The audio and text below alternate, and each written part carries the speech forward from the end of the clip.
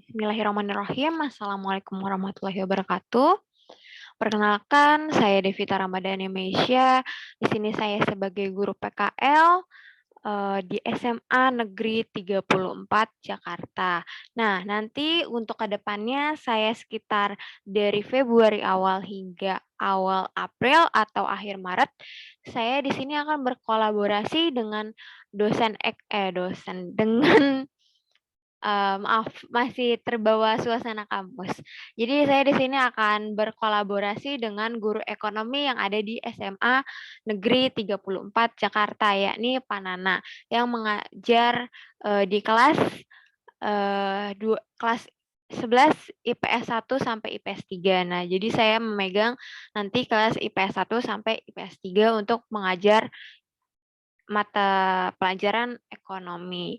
Nah, kebetulan sebelumnya beliau menyampaikan kepada saya untuk anak IPS 1 sampai IPS 3 ini yang kelas 11-nya sudah mempelajari APBN. Nah, dan sekarang ini sedang di materi perpajakan. Ya, makanya di sini saya akan melanjutkan perjuangan Pak Nana. Jadi di sini saya akan meneruskan materi beliau. Ya, di sini jadi saya kolaborasi dengan beliau. Mungkin perkenalan singkat tadi saya sudah menyebutkan nama saya Devita Ramadhani Meisya. Jadi saya dari Universitas UIN Syarif Hidayatullah Jakarta. Saya angkatan 18, berarti sekarang saya ada di tingkat akhir, tingkat 4, semester 8. Makanya saya sedang melakukan PKL di SMA Negeri 34 Jakarta. Mungkin itu sekilas untuk perkenalan dari saya. Oke, kita langsung aja menuju ke materi. Nah, untuk materi pertemuan kita hari ini sudah saya sediakan materi yang saya rangkum untuk pertemuan hari ini. Yakni bisa diakses di bit.ly/materi pajak SMA N 34 untuk huruf M-nya besar, huruf P-nya besar, huruf S-nya besar. Ini bisa diakses. Itu isinya catatan rangkuman untuk materi hari ini. Tapi mungkin beberapa ada yang belum saya lengkapi, nanti saya lengkapi. Tapi udah bisa diakses. Oke, untuk pertemuan kita hari ini ada apa aja sih? Nanti kita akan mempelajari jenis-jenis pajak. Terus ada prosedur perhitungannya. Terus juga ada prosedur pembayaran dan pelaporan pajak. Lalu yang terakhir ada asas-asas pemungutannya. Nah, mungkin di pertemuan sebelumnya dengan Pak Nana sudah dijelaskan pajak, definisi pajak, fungsi-fungsi pajak, terus juga beberapa perhitungannya sudah dijelaskan oleh Pak Nana seperti perhitungan PPh perorangan, terus PBB, pajak bumi bangunan ya, dan lain-lain. Nah, di sini saya akan meneruskan perjuangan beliau. Oke, kita langsung aja masuk ke materinya, yakni jenis-jenis pajak. Nah, ada apa aja sih jenis-jenis pajak itu? Jadi di Indonesia ini digolongkan menjadi 3 untuk jenis-jenis pajak. Yang pertama berdasarkan sifatnya. Lalu yang kedua berdasarkan sasarannya. Yang ketiga itu berdasarkan pemungutannya. Oke, langsung aja yang ke pertama berdasarkan sifatnya. Maksudnya berdasarkan sifatnya itu apa sih? Nah, jadi berdasarkan sifatnya itu dibagi menjadi 2, yakni ada sifatnya itu secara langsung dan secara tidak langsung. Yang dimaksud secara langsung itu bagaimana? Kita langsung masuk aja ke contohnya. Misalnya, saya ingin membayar pajak PBB, pajak bumi bangunan. Itu saya langsung bayar ke pihak yang berwajib, petugas pajak. Kita langsung bayarnya langsung gitu ke pihak administrasi pajaknya. Nah, kalau untuk yang tidak langsung itu misalnya saya bayar PPN, contohnya paling mudah. PPN, saya beli saya beli makanan di restoran itu harganya 50.000. Nah, untuk pajak PPN-nya kan 10%, 50.000, 10%-nya dari 50.000 adalah 5.000. Jadi yang harus saya bayarkan adalah ke restoran tersebut ada 55.000. Nah, pajaknya tersebut yang 5.000 itu nggak langsung saya bayarkan kan ke petugas pajak, itu dikumpulkan oleh perusahaan. Jadi perusahaan yang membayari pajak saya tadi, pajak pembelian tadi. Oke, jadi itu makanya yang disebut berdasarkan sifatnya tidak langsung gitu, karena bukan saya yang langsung bayar ke pihak yang berwajib, tapi ada perantara lainnya, seperti itu. Untuk dari jenis berdasarkan sifatnya. Oke, kita langsung aja berdasarkan sasarannya. Nah, maksudnya berdasarkan sasarannya itu ada yang namanya disebut, sebentar, subjeknya, terkait subjeknya, lalu juga ada terkait objeknya. Nah, subjek itu lebih ke orangnya, individunya, pribadinya. Jadi yang kita targetkan orangnya. Misalnya contohnya, Gen Z sekarang kan pasti rata-rata punya TikTok ya. Mungkin kalau misalnya kalian yang main TikTok, beberapa sering lihat, mungkin pernah lihat kalian di TikTok atau di platform lain selain TikTok. Bahwasanya kayak sebelumnya ada kayak sempat viral konten tentang pamer kekayaan gitu, "Pamer saldonya dong," kayak gitu kan. Nah, itu kan ada tuh yang pamer saldonya misalnya sekitarannya, lebih dari 1 M gitu atau ratusan juta. Itu, kadang suka diiseng kan, di komen iseng sama Dirjen Pajak. Nah, itu terkait subjeknya, karena subjeknya itu orang kaya. Nah, beliau yang pamer kekayaannya itu menjadi subjek sasaran Dirjen Pajak, seperti itu contohnya. Jadi, terkait subjeknya ada, pajak penghasilan sama pajak kekayaan gitu. Jadi yang ditargetin si orangnya. Orangnya kan kaya, berarti beliau bisa dikenakan, atas pajak kekayaan, seperti itu. Kan kemarin juga kalian udah belajar PPh ya. Nah, pajak penghasilan kan, ada yang progresifnya berapa persen, kalau misalnya dia gajinya di atas ratusan juta sekian, kena yang berapa persen. Misalnya dia lebih dari 1 M, itu kena yang berapa persen, seperti itu. Jadi dia masuk ke pajak penghasilan atau pajak kekayaan. Itu untuk yang, sasarannya terkait subjeknya. Lalu terkait objeknya, kalau tadi subjek berarti ke individu, kalau objek berarti ke suatu benda atau barang. Jadi contoh mudahnya itu pajak objektif itu yaitu ya PPN tadi, terus sama PPNBM, pajak, atas barang mewah, seperti itu terkait objeknya. Kalau ini gampang ya, terkait objeknya. Jadi yang disasarinnya tuh barangnya gitu, kayak kita tadi makan di restoran, yang dikenakan pajaknya restoran, mau itu kamu dari golongan orang kaya, orang miskin, tapi yang kita sasar itu si barangnya, bukan subjeknya gitu. Terserah pembelinya mau dari kalangan atas, kalangan menengah, kalangan bawah kayak gitu. Yang disasarin tuh objeknya, seperti itu. Oke, lanjut berdasarkan pemungutannya. Nah, berdasarkan pemungutannya ini ada yang terpusat, ada yang daerah. Contohnya yang pusat itu ada apa aja? Ada satu, ada bea cukai.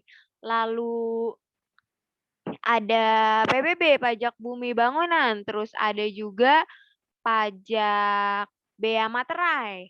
Nah, tapi, yang terbaru sepertinya pajak bumi bangunan ini, kayaknya bakal ditarik menjadi pajak daerah. Kenapa? Karena setiap daerah, eee, untuk ininya kan kebijakannya beda-beda.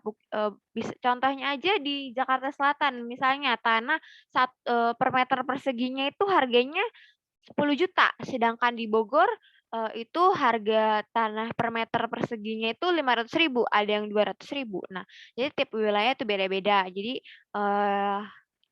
dengar-dengar desas-desus bahwasanya udah bukan terpusat lagi untuk PBB, tapi untuk, yang ininya pemungutannya yaitu daerah. Nah, untuk contoh tadi pusat kan tadi udah ada ya contohnya, yaitu bea cukai sama bea materai, itu yang terpusat pemungutannya. Lalu untuk daerah itu ada apa aja sih? Yaitu ada pajak restoran, ada pajak hotel, ada pajak kendaraan, dan ada juga pajak reklame dan lain-lain contohnya. Itu, kalian bisa untuk lebih lengkapnya baca di, catatan yang saya, kirim tadi yang ada di link tersebut, itu ada lengkap ya, contoh-contohnya apa saja.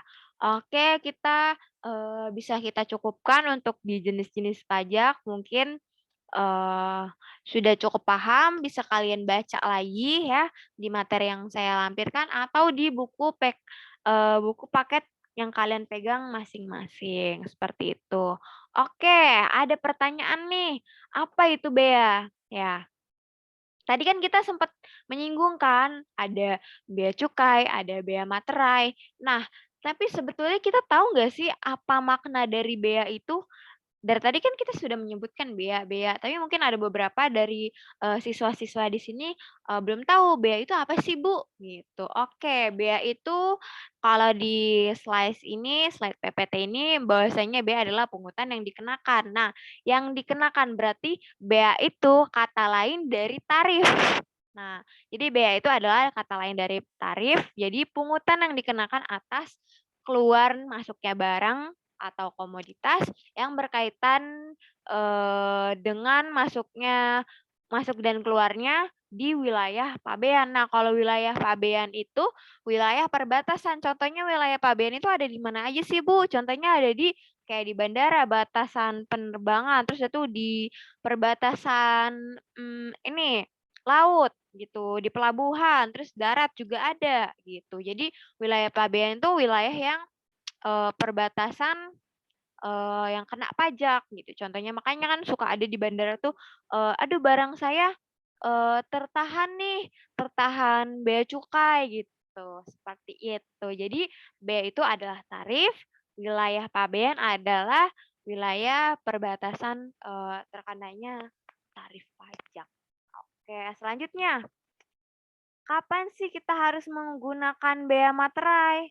Kapan ya kita harus menggunakan bea materai? Kan tadi kita sudah singgung kan bahwasanya bea materai ini pemungutannya terpusat. Kapan sih? Ini pada saat tanda tangan kontrak dan itu juga ada nominalnya.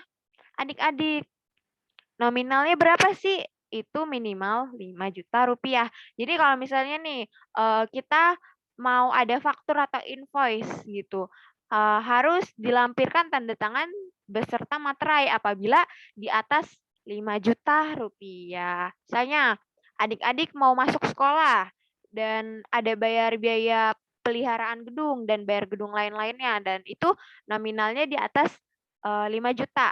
Nah, untuk tanda tangan kontraknya itu harus menggunakan bea materai karena lebih dari 5.000.000. Apabila kurang dari 5.000.000 itu tidak apa-apa, tidak menggunakan bea materai. Dan yang terbaru bea materai itu paling baru itu tarifnya 10.000. Kalau dulu mungkin masih ada yang 6.000 ya, 6.000 sama 3.000. Kalau sekarang udah 10.000. Oke, kita lanjut aja next ke prosedur perhitungan. Nah, untuk prosedur perhitungan yang saya bahas di sini ada PPN, ada PPNBM, ada PPh badan. Nah, untuk PPNBM ini adalah, PPN atas barang mewah ya, adik-adik. Terus ada PPh badan karena sebelumnya, Pak Nanas sudah menjelaskan untuk perhitungan PPh perorangan dan PBB, pajak bumi bangunan. Oke, kita langsung aja masuk ke PPN. Nah, sebelum kita mempelajari PPN ini, kita harus ketahui dulu objek-objeknya. Nah, PPN ini paling gampang ya perhitungannya. Kenapa? Karena flat 10%. Kalian pasti udah sangat familiar ini ya apabila kalian ke supermarket, minimarket, pasti belanjaan kalian kena pajak 10%. Terus kalian makan di restoran itu kena pajak 10% dan lain-lain. Nah, ini paling gampang hitungannya, jadi kalian tinggal hitung aja totalan dari belanjaan kalian itu, barang yang kalian beli itu kena pajak 10%. Nah, jadi yang kalian harus fokus kalian pelajari, kayak kalian pahami itu objeknya. Jadi objeknya mana aja sih yang kena pajak PPN, yang kena PPN 10%, mana aja sih yang kena PPN 0%, ini kita hafalin. Nah, biar cara gampangnya juga kalian hafalin aja yang objek kena PPN 0%-nya aja gitu, karena itu sangat mudah dihafalin, gitu. Oke, jadi Di sini yang objek kena pajak 0% itu ada rata-rata ekspor semua. Kenapa ekspor gitu? Sedangkan yang ini yang impor, ada impor BKP, barang kena pajak itu kenanya yang 10%. Karena biar kita banyak yang mengekspor keluar barang-barang kita. Jadi produk lokal kita naik gitu, meningkat untuk meningkatkan eh, PDB negara kita. Oke, jadi makanya impor masih tetap dikenakan biar kita jadi gak banyak impor deh. Kita lebih sering-sering ekspor, memajukan produk-produk lokal yang ada nih. Jadi yang pertama itu ada ekspor BKP, ekspor barang kena pajak yang berwujud. Terus ada ekspor barang kena pajak yang tidak berwujud. Terus ada juga ekspor jasa kena pajak. Oke, untuk itu kalian bisa dihafalkan yang kena PPN 0%. Ingat aja ekspor. Biasanya kalau ekspor itu kena PPN-nya 0%. Oke, next. Ini ada contoh soal. Yang pertama, kita baca. Importir C mengimpor barang kena pajak dari luar daerah pabean dengan nilai impor sebesar 20 juta. Lalu pertanyaannya, PPN yang dipungut melalui Direktorat Jenderal Bea dan Cukai adalah berapa? Nah, ini kita harus perhatikan objeknya apa yang di ini. Kan kalau PPN kan itu barang ya, berarti kan kita lebih fokus ke objeknya. Kita perhatikan objek yang dikenainya apa. Di sini ada mengimpor barang, mengimpor. Nah, tadi kan kita sudah menghafal kan bahwasanya yang kena pajak 0% itu rata-rata ekspor. Nah, impor ini masuk yang kena pajak 10%. Jadi PPN yang dipungut adalah 10% dari 20 juta. Jadi hasilnya untuk nomor 1 ini adalah 2 juta rupiah yang harus dibayar dan yang dipungut melalui Direktorat Jenderal Bea dan Cukai. Oke, kita next aja ke pertanyaan kedua. PKPD melakukan ekspor barang kena pajak dengan nilai ekspor sebesar 25 juta rupiah. Maka PPN yang terhutang adalah, nah ini kita perhatikan objek pajaknya, ini adalah melakukan ekspor. Nah tadi kan kita udah menghafal juga kan yang tidak kena pajaknya itu terdapat ekspor. Jadi bahwasanya PPN yang terhutang adalah 0. Kenapa 0? Karena kena tarif 0%.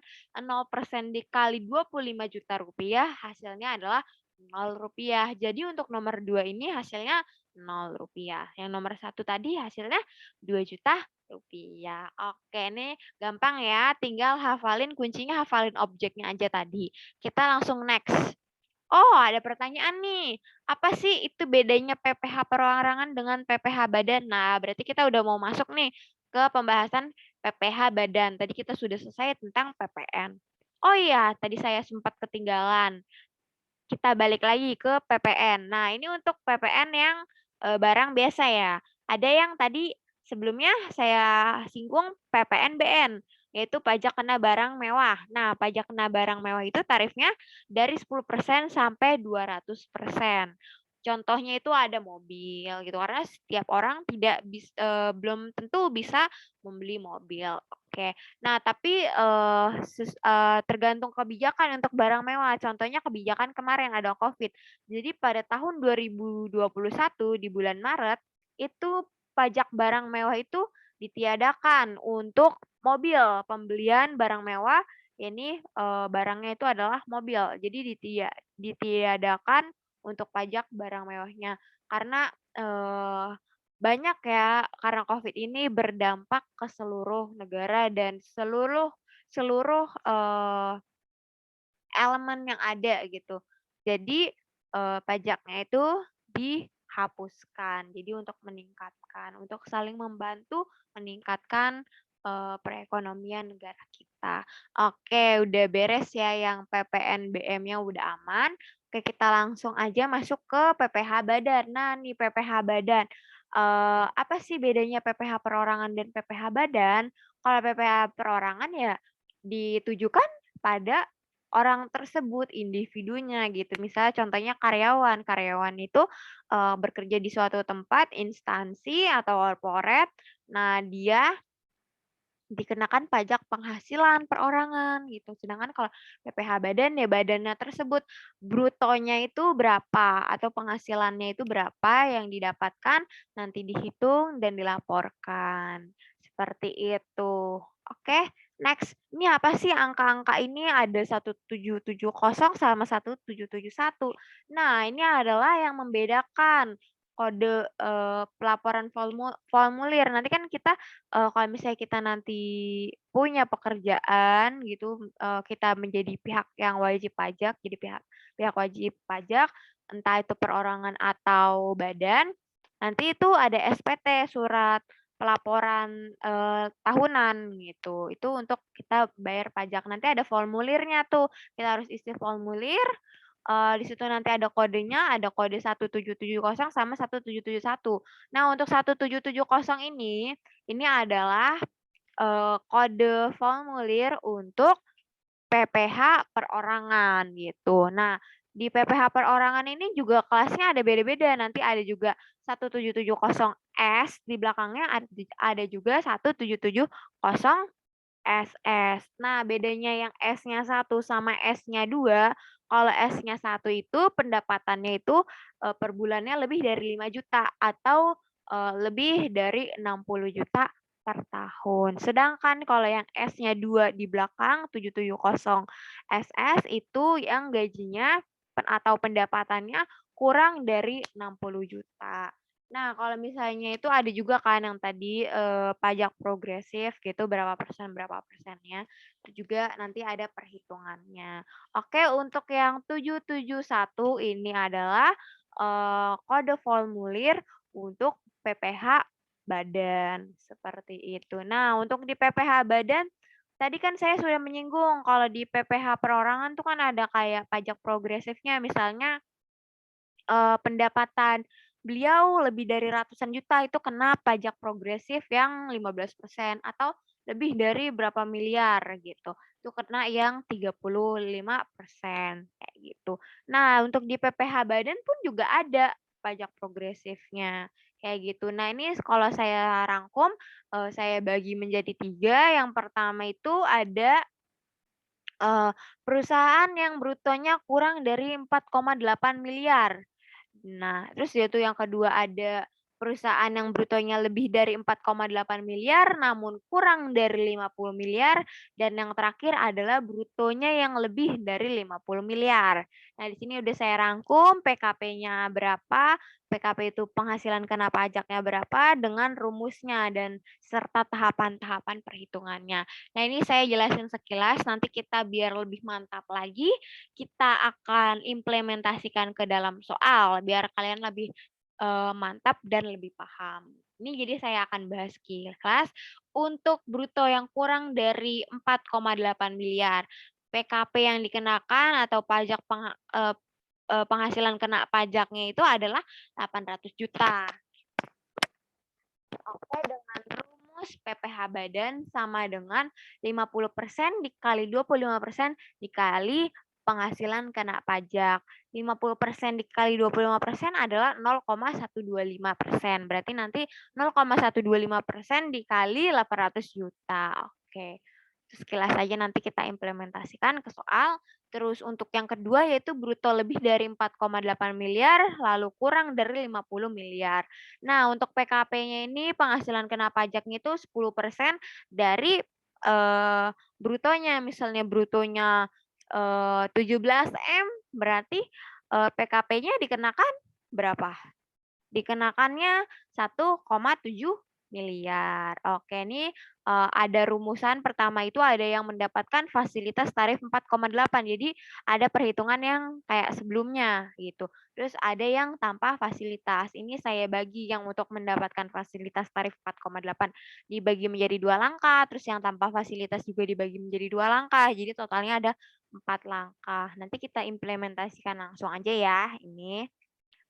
Selanjutnya, oh ya ini ada koreksi di langkah ketiga ini harusnya penghasilan kena pajak ditambah penghasilan kena pajak yang fasilitas. Ya ini harusnya tanda tambah, tapi untuk yang di rangkuman yang tadi saya share itu sudah saya revisi, itu udah saya ganti jadi tanda tambah bukan kurang ya. Selanjutnya, untuk yang ketiga, jenis perusahaan yang digolongkan brutonya lebih dari 50 miliar, itu penghasilan kena pajaknya sebesar 5 miliar. Jadi untuk rumusnya PPh badan sama dengan 25% dikali penghasilan kena pajak. Jadi hasilnya itu 25% dari 5 miliar. Oke, kita bisa langsung ke contoh soal. Innalillahi wa inna ilaihi raji'un.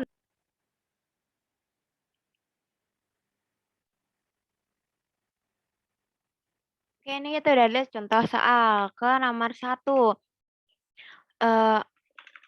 Nomor 1 bisa dibaca soalnya perusahaan A memiliki bruto sebesar 3M. Maka pertanyaannya berapa PPh badan yang harus dibayarkan oleh perusahaan A? Ini mudah-mudahan terdengar jelas suara saya. Jadi nomor 1 diketahui brutonya sebesar 3M. Ini masuk ke kategori pertama yang golongan tadi yang di tabel tadi 3M. Berarti yang kurang dari 4,8 miliar. Untuk PKP-nya. PKP-nya adalah 800 juta.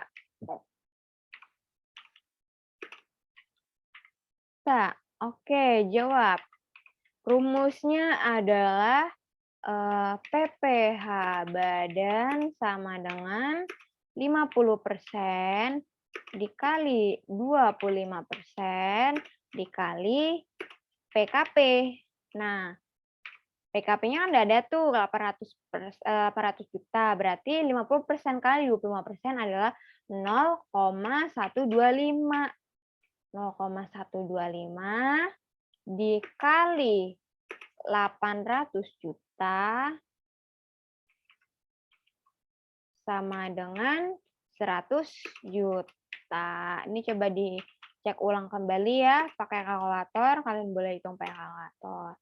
Oke, jadi PPN badan yang harus dibayarkan oleh perusahaan A sebesar 100 juta rupiah. Oke, lanjut kita ke nomor 2. Kita baca soalnya. Perusahaan B memiliki bruto sebesar 20 miliar. Berapa PPh badan yang harus dibayarkan oleh perusahaan B? Nah, yakni kita ketahui ini masuk ke golongan kedua, yakni yang lebih dari 4,8 miliar namun kurang dari 50 miliar. Berarti diketahui bruto sama dengan 20M. PKP-nya itu kan tadi rumusnya 10% dari brutonya, berarti 10% dikali 20M sama dengan Rp 2M, 2 miliar. Karena 10% dari 20 miliar adalah 2M. Oke, lanjut kita ke jawabnya. Ini kan ada 4 langkah tadi, ini saya copy aja langkah-langkahnya. Langkah 1, langkah 2, langkah 3, 4.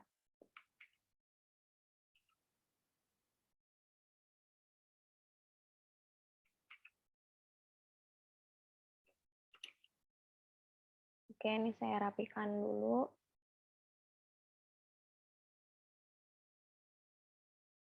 Oke, ini saya bold.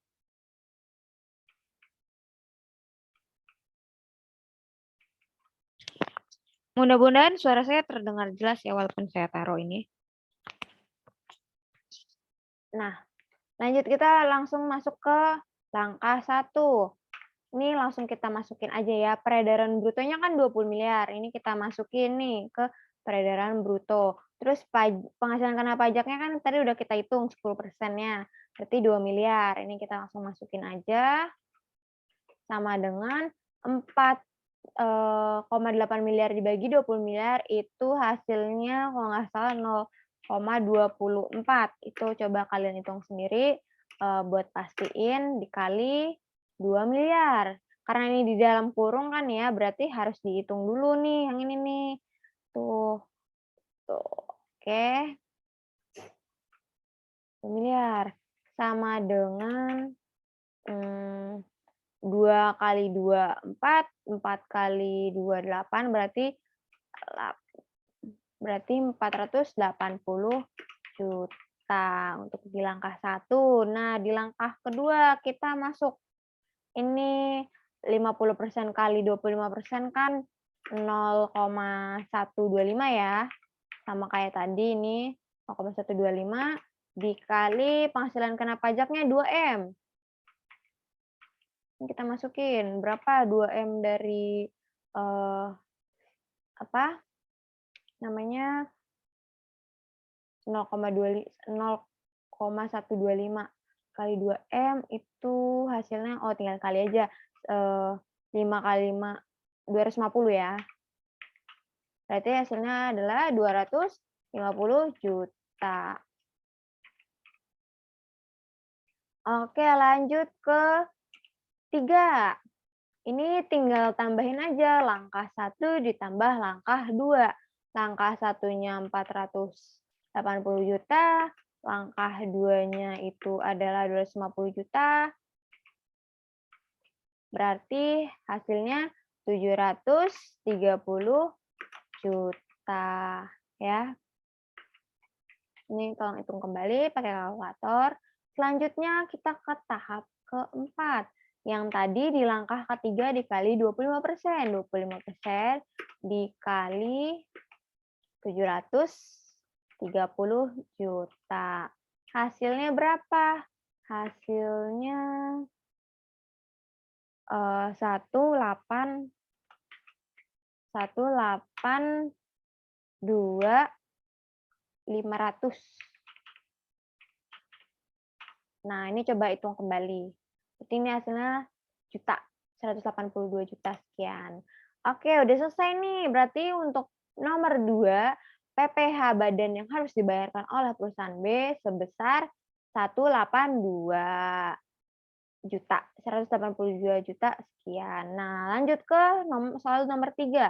Perusahaan C memiliki bruto sebesar 100 miliar. Berapa PPh badan yang harus dibayarkan oleh perusahaan C? Nah, 100 miliar berarti udah masuk kategori ketiga. Lebih dari 50 miliar, maka brutonya ini diketahui.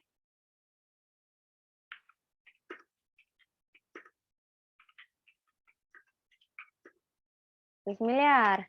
PKP-nya berapa?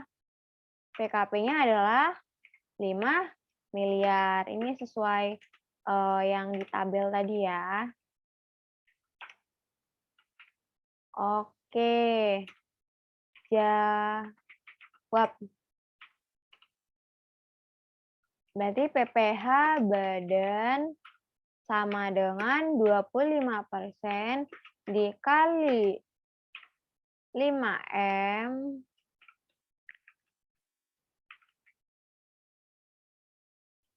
sama dengan 1,250 miliar.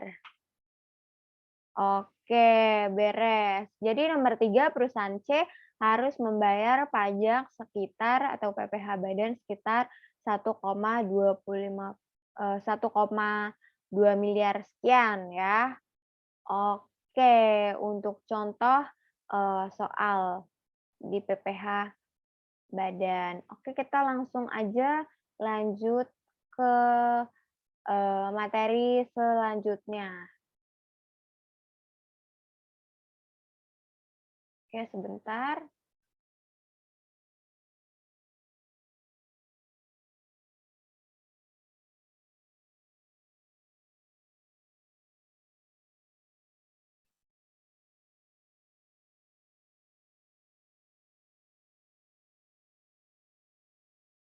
Oke, ini contoh soalnya udah ya, kita skip.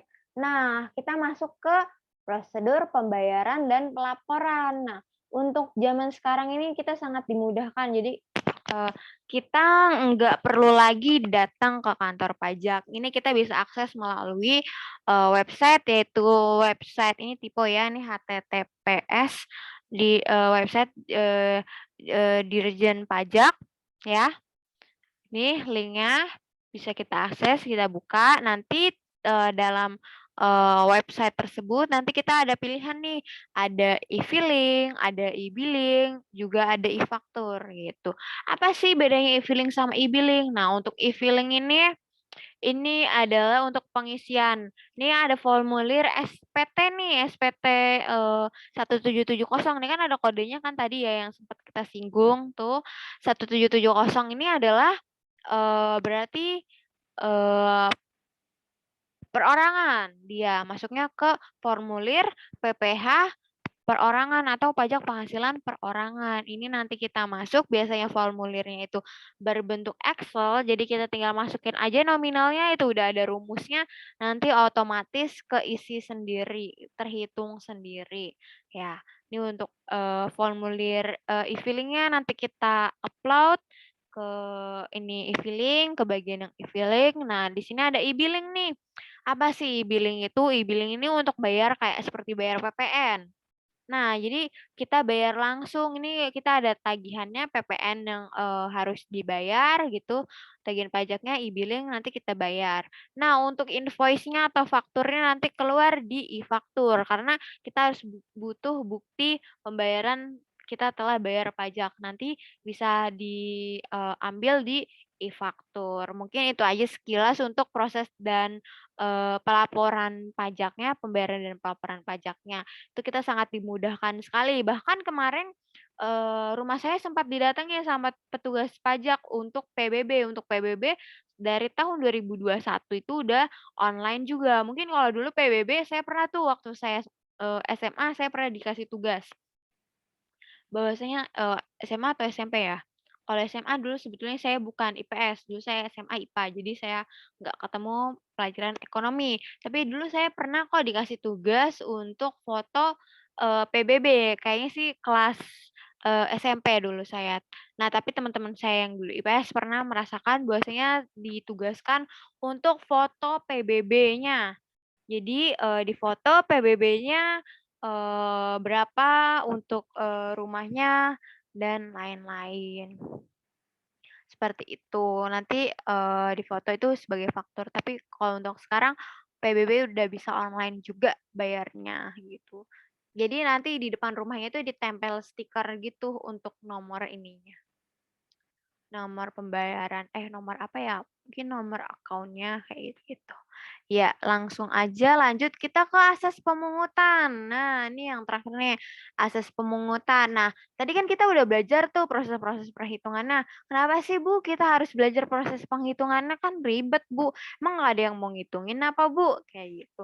Nah, kenapa kita harus belajar menghitungnya? Karena kita menganut sistem pemungutan itu adalah self assessment system. Apa sih self assessment system? Yaitu kita menghitung sendiri untuk dibayarkan ke pihak yang berwajib atau Dirjen Pajak. Jadi kita makanya kenapa harus belajar cara perhitungannya nanti karena untuk melaporkannya kita harus hitung sendiri untuk tahu nominalnya ya. Jadi kita harus hitung sendiri. Nah, untuk yang official assessment system, jadi ini nominalnya yang hitung itu berapa pajak yang harus kita keluarkan adalah pemungutnya, pusat atau daerah. Nanti mereka mengeluarkan laporannya berapa yang harus dibayarkan, nanti baru kita bayar. Jadi ini ada pihak kedua nih gitu, ada misal saya dan si pemungut gitu, pihak yang berwajib atau petugas pajaknya gitu. Berapa nominal yang harus kita keluarkan lalu kita bayar gitu. Jadi kita nggak ngitung. Terus yang ketiga ada withholding system, itu ada pihak ketiga. Kalau tadi cuma dua pihaknya, saya dengan petugas pajak, ini ada pihak ketiganya gitu. Misalnya saya di perusahaan eh, bagian finance atau HRD itu ngitung gaji saya, gaji karyawannya. Nah, itu dihitung berapa, jadi yang ngitung bukan orang pajaknya gitu, petugas pajaknya, tapi perusahaan kita bagian finance atau bagian HRD gitu, HR. Nah, nanti itu dihitung berapa nominal yang harus kita bayarkan, nanti kita bayar. Jadi yang memungutnya itu bagian finance gitu. Mungkin itu aja sekilas dari saya. Oke, mungkin itu aja sekilas, penjelasan dari saya untuk materi kita pertemuan hari ini. Mudah-mudahan cukup dipahami, dapat dimengerti, dan dapat bermanfaat, minimal manfaatnya kalian bisa mengerjakan PTS nanti. Ya, bisa juga untuk kalian aplikasikan nanti, entah di dunia kuliah atau di dunia kerja. Nah, karena ini sebetulnya terpakai ya di dunia kuliah. Saya di kampus pernah ditugaskan, untuk mengisi SPT dosen, formulir, pajak penghasilan perorangan dosen. Jadi kayak saya menjadi volunteer untuk bantu dosen-dosen lapor, ininya, ke e-filing, lapor PPh perorangannya, gitu. Jadi mudah-mudahan, apa yang saya berikan ini bermanfaat, minimal tadi bisa mengerjakan PTS nanti. Oke, sekian terima kasih. Sampai bertemu di pertemuan berikutnya. Wassalamualaikum warahmatullahi wabarakatuh.